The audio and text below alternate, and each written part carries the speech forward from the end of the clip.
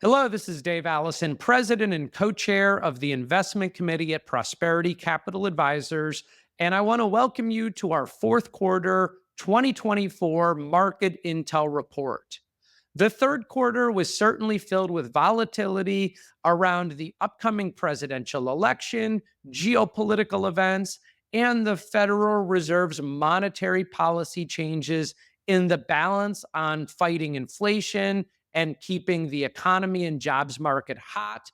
But we saw positive returns through Q3 with the S&P 500 posting an almost 6% return, the Dow Jones Industrial Average leading the way at over 8%, and the tech-heavy NASDAQ index returning almost 3%. Those, on top of a hot start to the first part of the year, have led to good calendar year returns so far, with both the NASDAQ and the S&P 500 up almost 20% year to date. Of course, all of this in light of uncertainty around the presidential election, of course, as I mentioned earlier, geopolitical risks, and the Federal Reserve's rate cutting cycle that is just beginning. And so in this video, we're going to talk about the three key themes on the minds of investors today. Those being, what could the start of this Federal Reserve interest rate cutting cycle mean for investors? How have markets performed in months surrounding a presidential election? And then last but not least, why should investors think about market volatility as an opportunity? So let's go ahead and dive right in. The first theme that I want to talk about is, what could the start of the Fed rate cutting cycle mean for investors? As we know, in September, the Federal Reserve kicked off its highly anticipated rate cutting cycle with a 50 basis point reduction. Now, what we typically see is when the Federal Reserve starts to cut interest rates, cash yields, which is the amount of interest that you make on holding cash, start to fall quickly. In fact, history shows us that cash yields decline rapidly following the start of a cutting cycle, falling by 2% on average just 12 months later. Now, the significance of this is there is a historic amount of cash still sitting on the sidelines. Many of those investors were happy earning their 4 or 5% interest rate on cash. Now, in hindsight, had that money been invested in the market, as I just shared with you earlier, equity markets are up 20% year to date. Of course, more diversified portfolios are up somewhere between probably 5% and 20%, depending on the asset class. And so cash certainly didn't outperform the markets so far in 2024, but it's been a nice safe haven for liquid money that you don't want at risk. Well, what we typically see when cash yields start to fall, those investors look to redeploy that capital where they can earn a more meaningful yield. And that could be a boon to equity markets. If some of that $5+ trillion of cash sitting on the sideline starts getting deployed to things like the stock market, it could accelerate the momentum and price activity of stocks in general. Some of the interesting data points on what the market has done when the Federal Reserve starts cutting interest rates could be a telling sign for what's ahead. Now, as we all know, history is no guarantee of what'll happen into the future. But if we look at the average stock return 12 months after the Federal Reserve has started to cut interest rates, we've seen that going back all the way since 1974, the market has produced an average return of about 7.2% the 12 months after the first interest rate cut. Now, depending on whether the economy avoids a recession or not within the year, has led to starkly different returns.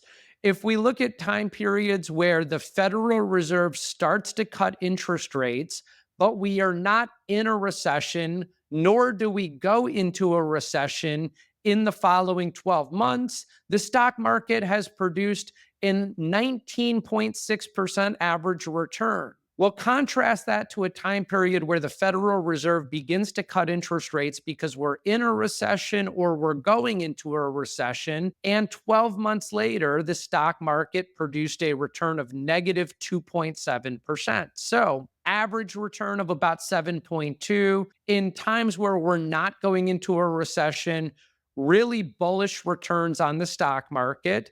But in times where the Fed is cutting interest rates because we are going into a recession or have a lot of economic uncertainty, negative returns for stocks over the following 12 months. But it's really important as a long term investor to zoom out because 3 years or 5 years later, if you look at that blue line, the average market return 3 years after the Federal Reserve has started to cut interest rates is 41% and a 5 year cumulative return of over 77%. Even if we are heading into a recession or we're already in a recession, 3 years after that first cut, positive 18% return. 5 year after that first cut, positive 57% return. So again, we want to make sure we're maintaining a longer term perspective with our investment strategy. If you have short term money that you may need or will need sooner rather than later, right? Money for income in retirement over the next couple years or your emergency fund, cash might be a great asset class to keep that in. But if you want to maximize the growth and the return of your money and you have the right time horizon, now could be a good time to continue to stay the course with your longer term strategic asset allocation plan. And the flip side is, as of today, the economy shows no signs of an imminent recession. But as we all know, this has the potential to change. The next thing I want to talk about is the United States presidential elections and historical patterns in market volatility and returns. You see, politics are incredibly important for individuals, as we see why some people get quite passionate over politics. But it's not really for the stock market. The stock market is an incredible information processing machine that is processing all kinds of data points on a company's ability to produce future cash flow and earnings. Politics play into that? Of course they do, but they're just one of many, many factors. One thing that we have seen in historical patterns around election years is that as we lead into the November election date, we see increased volatility in the stock market. If you look at the chart that I'm going to put up in the video, the dark blue line represents the average monthly volatility in an election year, whereas the blue bar represents the average monthly volatility in a non election year. You can clearly see that as we approach election day, September, October, November, we see a lot of heightened or increased volatility in the stock market. Once election day comes and goes and the results are in, we start to see that volatility dissipate. Similar trends can be seen in stock prices, which on average have been choppy beginning in September and lasting into the November election. But post election, through the end of the year, we typically see a rise in stock prices. On average, an investment made on November 1st of an election year has rallied over 16% in the preceding 8 months after an election. And it went on to gain 11.6% over the next decade on an annualized basis. So if you're asking yourself, is now a good time to be in the markets, or maybe you have some cash on the sidelines? As you can see here, based on historical data, we've typically seen an increase in stock prices after election day. And the last theme I want to talk about is how periods of elevated volatility may, in fact, represent an opportunity for investors. You see, the VIX, which is the volatility index, often referred to as the fear gauge in the stock market, is a real-time measure of expected near-term volatility. As you can see in some of the historical examples, during the global pandemic, the VIX was over 55.